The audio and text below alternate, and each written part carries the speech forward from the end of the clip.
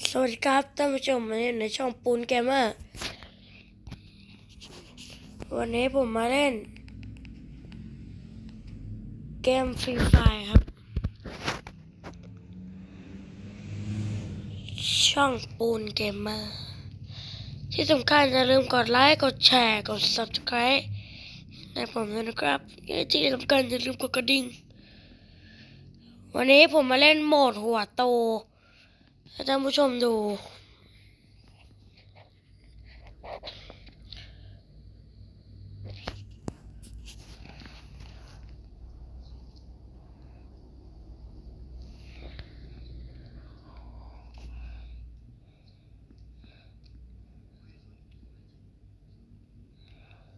ท่านผู้ชมผมลงไหนดีตอนนี้จะแถวไหนเนี่ยว้าว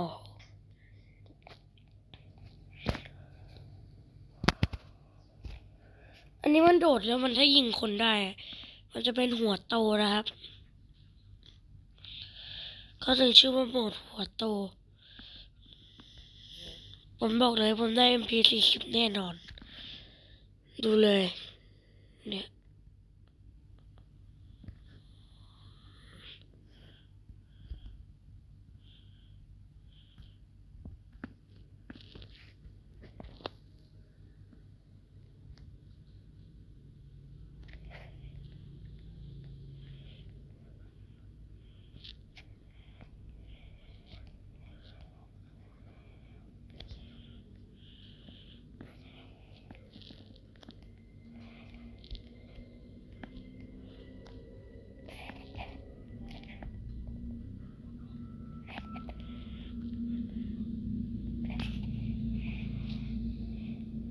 นี่นะฮะ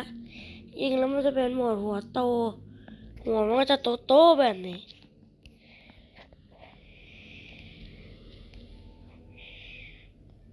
อ้าวเพื่อนเราน็อกไปแล้วนะอันนี้ตายแล้วเกิดใหม่ได้นะท่านผู้ชมไม่ต้องไปกังวลอะไรกับมันมาก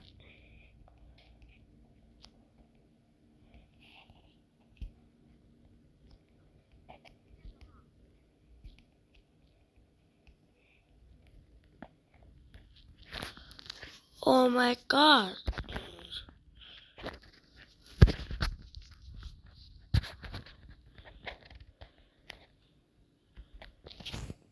มันมีปุ่มให้กดด้วยนะฮะ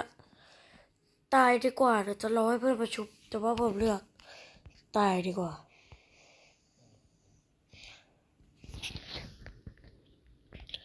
เลือกปุ่มเลือกปุ่มเกิดด้วยนะครับ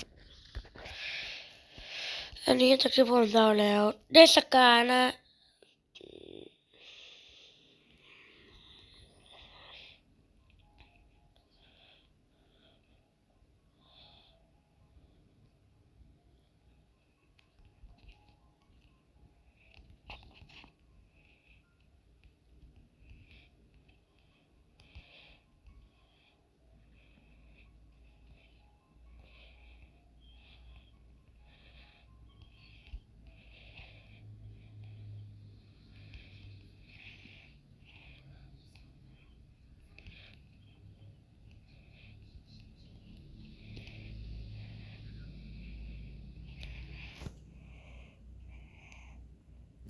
ผมน็อกแล้วนะฮะ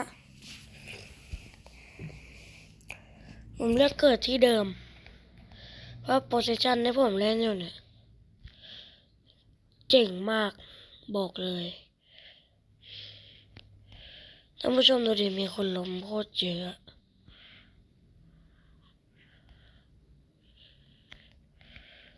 ตูเต้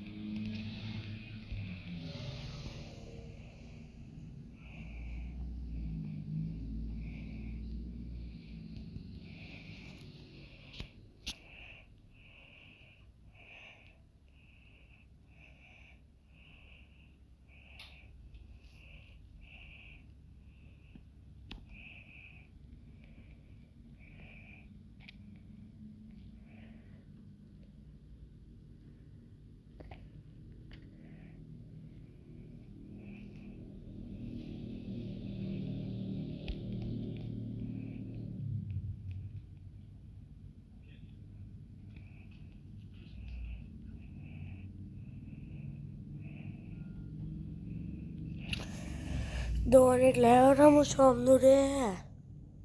เมื่อไรผมจะได้เล่นนะยังฆ่าใครไม่ได้สักตัวหนึ่งเอ้ยครั้งนี้เป็น SVD นะฮะ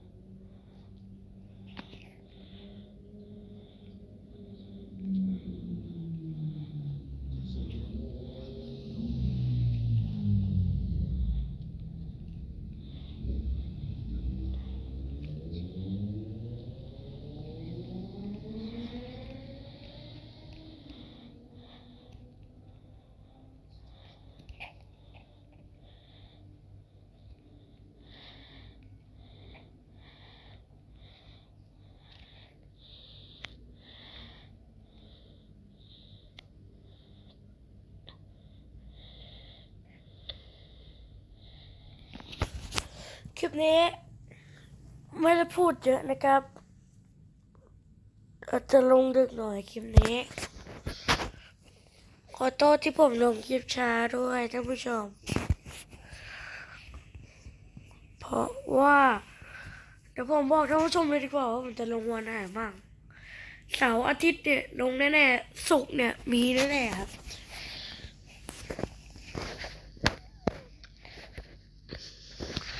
เดี๋ยววันไหนผมว่างผมจะลง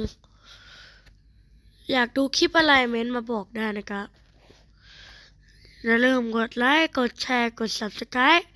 ให้ผมด้วยคลิปนี้ขอจบไปเพียงเท่านี้แล้วกันนะครับเราจะไม่ได้พูดอะไรมากขออภัยด้วยนะครับ